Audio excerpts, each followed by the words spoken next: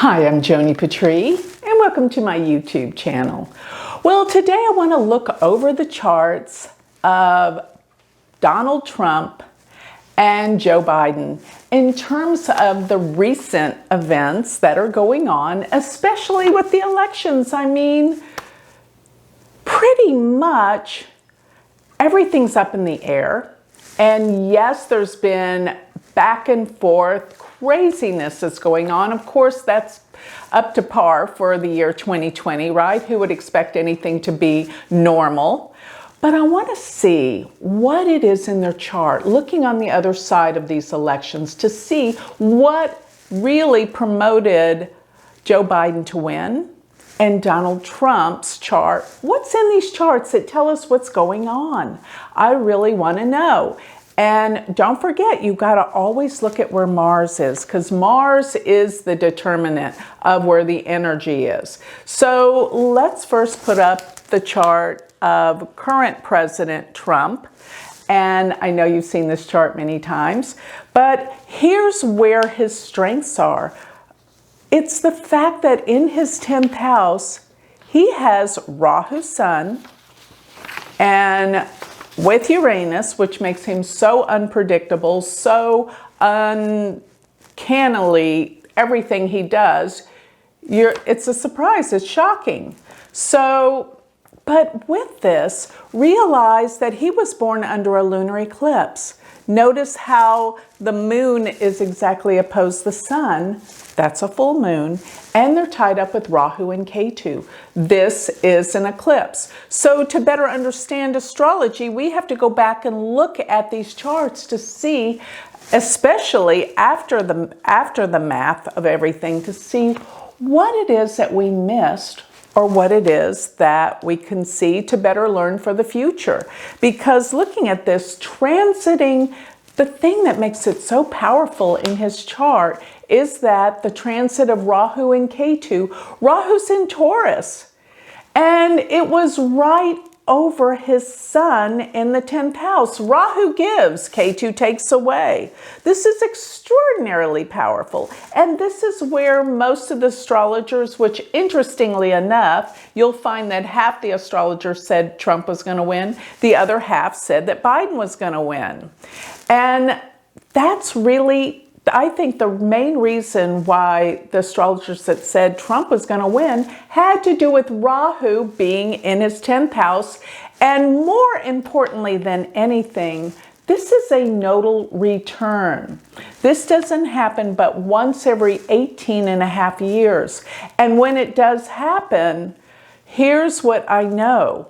When you have a nodal return, it means that you are reminded of what your purpose is in life. What is your destiny? What is it all about? When the nodes return to where they were when you were born, every 18 and a half years, and realize everyone goes through a nodal return at the same age. So at 18 and a half or 18 years old, you go through your first nodal return. And that's the biggest change of life. You leave home, you go to school, and you are reminded about what it is. What is your purpose in life? What are you here to do?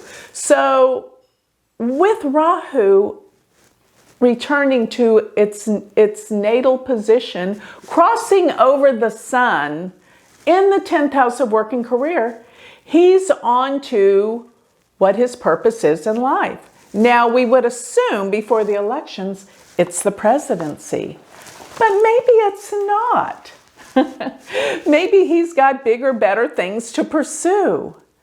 And this is what will happen.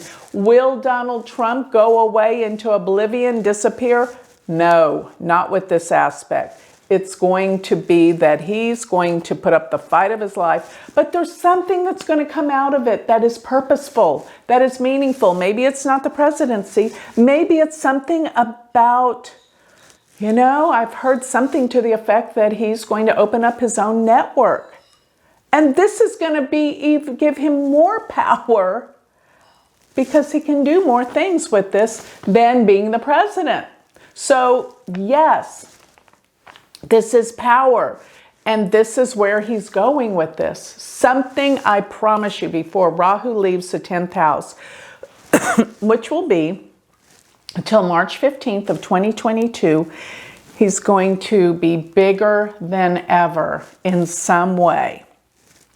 So, like it or not, that's where he's headed. By the fact that Rahu is in the 10th house and Ketu is in the 4th house. Ketu crossing over his moon in the 4th house can indicate a move. So, yeah, that could be out of Washington, D.C., right? A move, change of residence. Ketu in the 4th crossing over the moon. But the aspect that I find so interesting amongst both of these presidential candidates, fascinating to me, that the transit of Jupiter is after November 20th.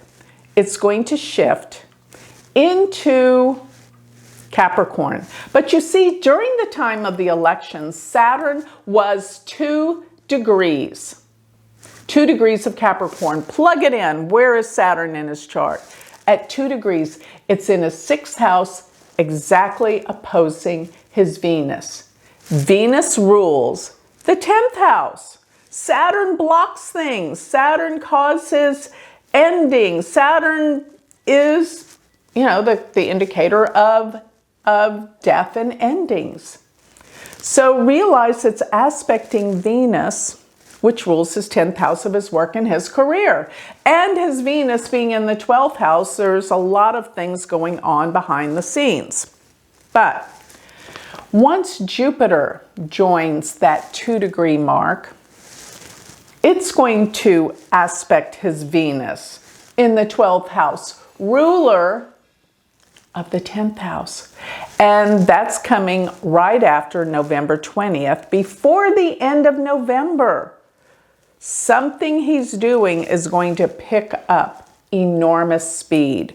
And that's why I kept saying something's going to flip-flop, something's going to change, because when Jupiter changes signs, it's going to change the course and the direction of where things are going. And Jupiter is the great benefic, although it is somewhat weak by being in the sign of Capricorn, but together, Jupiter and Saturn, together, they're all powerful. And both of them will be aspecting his Venus, ruler of the 10th house. This could be the new career, the new purpose, the new thing that he's going to jump into. And let me say something about Venus. Venus is the leader of the Asuras. So in Vedic astrology, there's 2 planetary camps. And one is owned by Venus and one is owned by Jupiter. And what I find fascinating is the Asuras are pretty much called the devils. And Jupiter's camp is the devas, the angels. And if you look at Joe Biden's chart, let's put up Joe Biden's chart here. He's a Scorpio ascendant.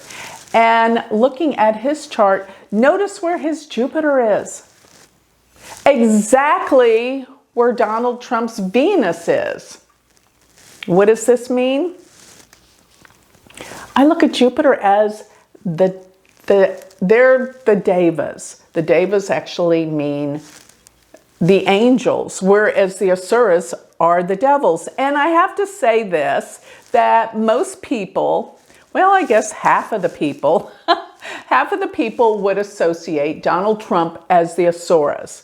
The Asuras are the ones that are totally involved in the materialistic world. They're kind of like the demons, right?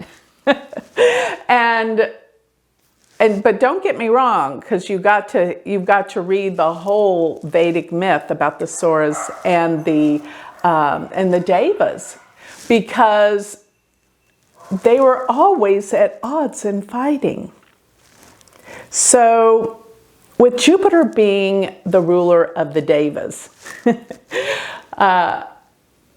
transiting Jupiter. See, Saturn was opposing his natal Jupiter when Saturn was opposing Trump's Venus. And his Jupiter is exalted. It's a powerful Jupiter. This could mean, a good leader. This can mean something very, very good for Joe Biden. But Saturn aspecting it kind of blocked him. But now when Jupiter comes and aspects it, there's something good to come for Joe Biden. But let me go back to my story about the Devas and the Asuras. Even though the Asuras are looked upon as being, the demons, do remember in the end of the story, it was the Devas, the angels, that actually stole and got the nectar of immortality in the end. They stole it from the Asuras. So don't always think that the bad boys are always bad, because there's something else to the story that we may see in the end. But let me say this. Everything happens for a divine reason. And that's what we're looking at. The world is changing. The world needs a healing. It's been turned upside down with this coronavirus. And something needs to change, and something will change. But I don't want to see this discord and unhappiness and fighting. Has to end. There must be a healing. Everyone must come together and unify and not blame each other or put other people down for their beliefs. This is wrong, and it's almost like the Asuras and the Devas, if you understand the whole mythology. So you can't claim that the other side is all bad. You got to look at yourself if you're projecting that onto others. And that's the whole point, because everything happens for a reason, and everything happens for us to learn more about ourselves, because everything in the long run has to do with spiritual growth. And that's our purpose here. And many of us will learn through the lesson of humility and surrender. That's the way of the world. So I think all of the elections and everything that's been going on teaches us a lot about ourselves. But let me make point of something else that I definitely see coming. Now, remember I said Mars is a vitally important planet, especially at this time. Now, transiting Mars is in Pisces till December 24th. It's in Donald Trump's 8th house. That's not conducive to a win. I pointed this out before. This is very bad. But once Mars moves out of Pisces, December 24th, into Aries, it's going to pick up some speed. Things will change dramatically. Remember what I said about the inauguration chart. Mars and Uranus will be conjunct on that day, which means sudden, unexpected surprises and turnabouts. And for that day, just thinking about inauguration, I have to say, whoever is inaugurated, that something will upset it. And I'm not talking about just on that day. Realize I'm talking about some events that will come within the year of 2021, because this is a chart, an electional chart for the beginning of the presidency that begins January 20th of 2021. And things are going to change.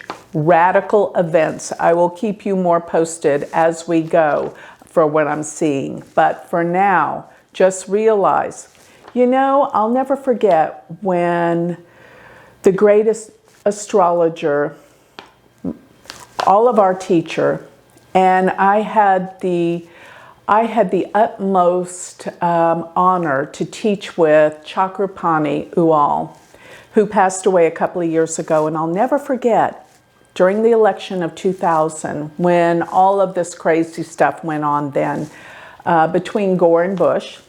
Nobody knew who the president was for a while. But let me just say this. He said, whoever becomes the president loses.